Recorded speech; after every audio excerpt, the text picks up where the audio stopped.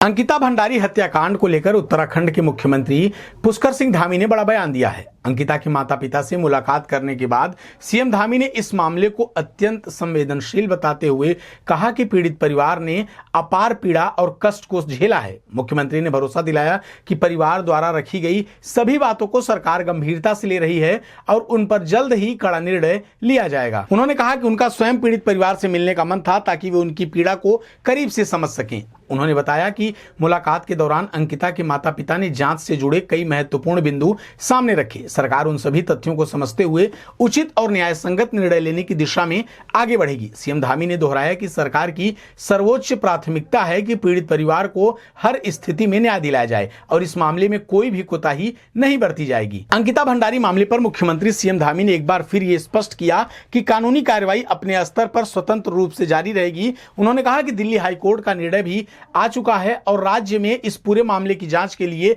SIT गठित कर दी गई है जो जांच कर रही है, जिस पर सरकार की लगातार निगरानी बनी हुई है। मुख्यमंत्री ने बताया कि सरकार हर जरूरी पहलू पर गंभीरता से विचार विमर्श कर रही है और पीड़ित परिवार द्वारा उठाए गए सारे मुद्दों पर निर्णय लिया जाएगा, लेकिन कानून की प्रक्रिया बिना किसी हस्तक्षेप के चलती रहेगी। आगे सीएम धामी ने इस पूरे मामले को लेकर क्या कुछ कहा है, आइए आपको सुनाते हैं। देखिए, कानूनी कार्रवाई अपने स्तर पर चलती रहेगी। उसमें दिल्ली हाईकोर्ट का भी निर्णय आया है, यहाँ भी एसआईटी जांच कर रही है और हम अन्य भी जो कानूनी जरूरी चीज़ें हैं उस पर हम पूरी तरह से विमर्श कर रहे हैं और विमर्श करने के बाद उस पर हम अपने स्तर से जो सरकार के स्तर पर निर्णय लेना है, जो अंकिता के माता पिता का जो हमको कहा है उस पर हम निर्णय लेंगे, लेकिन कानूनी कार्रवाई अपनी तरफ चलती रहेगी। हाँ, यह है कि जिसके कारण से प्रदेश का पिछले 15 दिनों से ज़्यादा समय तक समय बर्बाद हुआ है।